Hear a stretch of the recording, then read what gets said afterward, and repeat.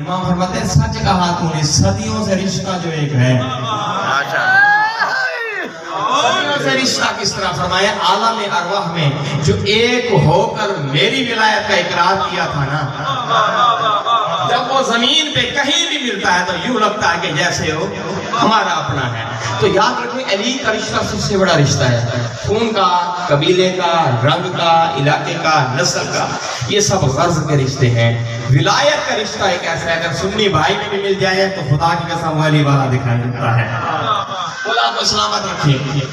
آپ کے سامنے سورہ فاجر کی تلاوت کا شرح حاصل کیا، شیعہ سنی تفاسیر اٹھائیں، سب یہی کہتے ہیں کہ والفجر سے مراد 10ویں کی فجر، یہ صبح عاشور، ولیالٍ عشر، یہ جو 10 راتیں ہیں محرم کی ہیں، والشفع والوتر، اس سے مراد بھی یقیناً نامی اور 10ویں کی شب ہے۔ توجہ ہے؟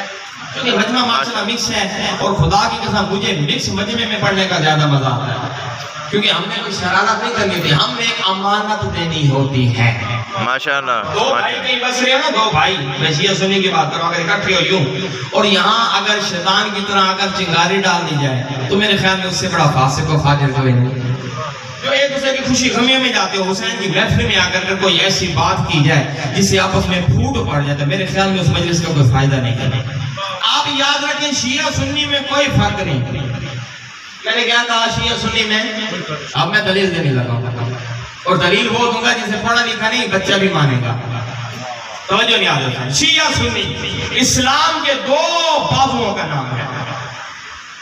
شیعہ کسے کہتے ہیں؟ شیعہ اسے کہتے ہیں جو علی کو مانے، علی کو جانے، علی پہ جان قربان کرے۔ تو مجھے بتاؤ بھلا رسول سے بڑا بھی کوئی شیعہ تھا؟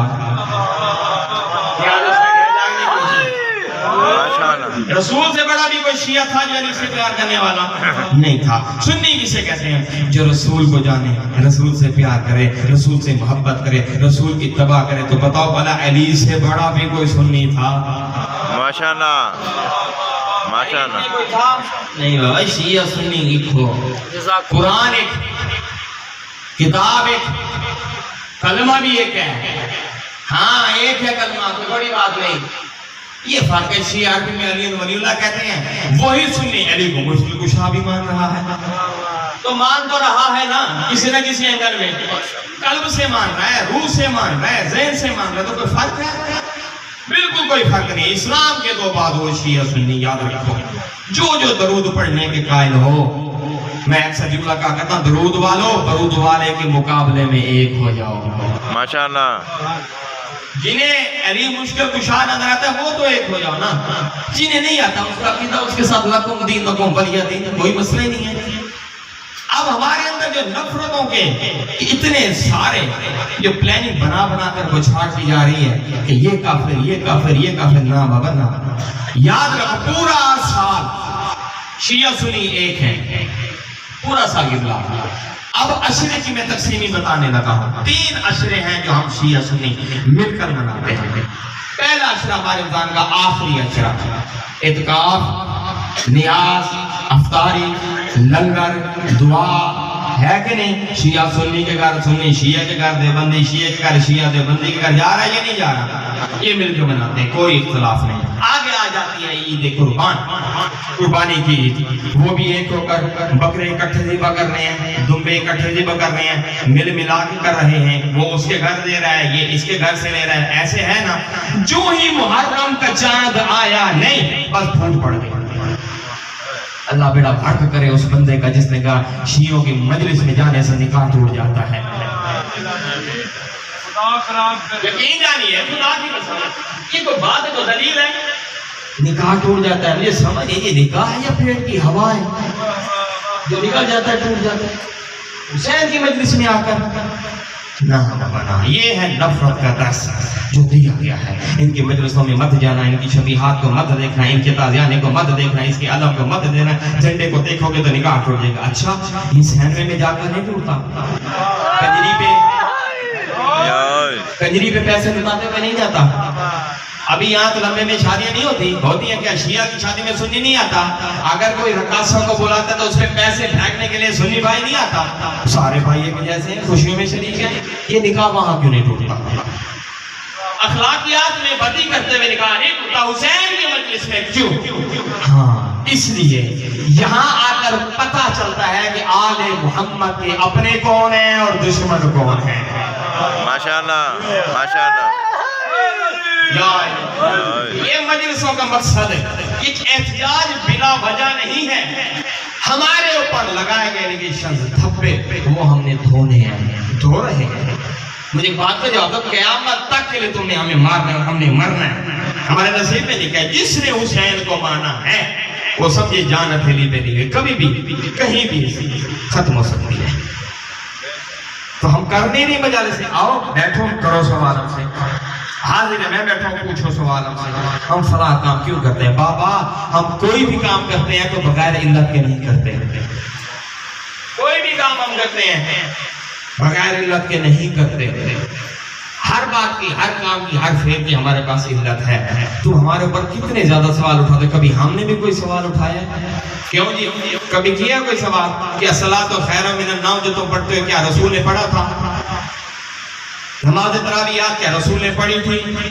ہم نے کبھی وغیرہ شکوا کیا آپ لوگوں سے؟ کیوں جی علی ولی اللہ کا شکر جو آپ ہمارے اوپر کر رہے ہو, ہم آپ کو دکھا سکتے ہیں کہ علی کا ہاتھ رسول نے پکڑ کے کہا تھا من کنت مولا فہذا علی.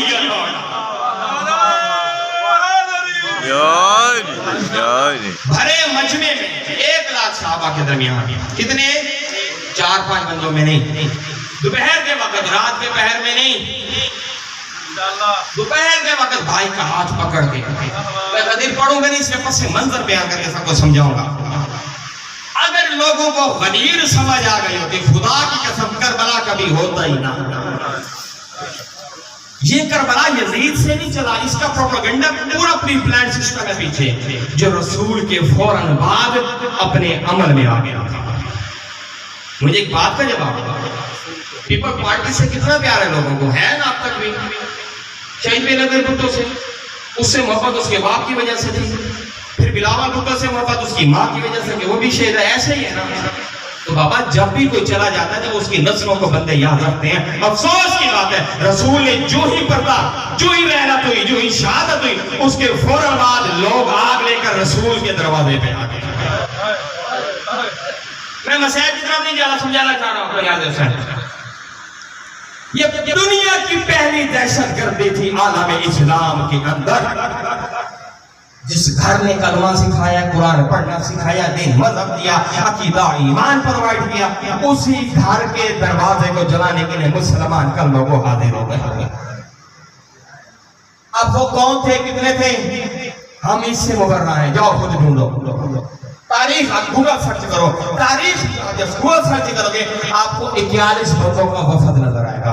41 بندے جب وہاں گئے, میں نے دروازہ دیکھا, آگے رسول کی بیٹی کی آواز سنی تو کم سے کم 20 بندوں نے ہتھیار پھینک دیے, رو کے کہتے ہیں شرم کرو, اس در پہ لائے ہو جہاں رسول پہلے نماز اللہ پڑھا کرتا تھا, اس در پہ لے کر آئے ہو. اور انہوں نے کہا وقت کے حاکم کا حکم, انہوں نے کہا ہو پڑا حکم, ہم سے یہ بے حیائی نہیں ہوتی, وہ چلے گئے. اگر یہ باتیں ہم آپ کو بتائیں کہ آل محمد کے ساتھ کیا ہوا تو ہم کافر ہیں. کیوں نہیں؟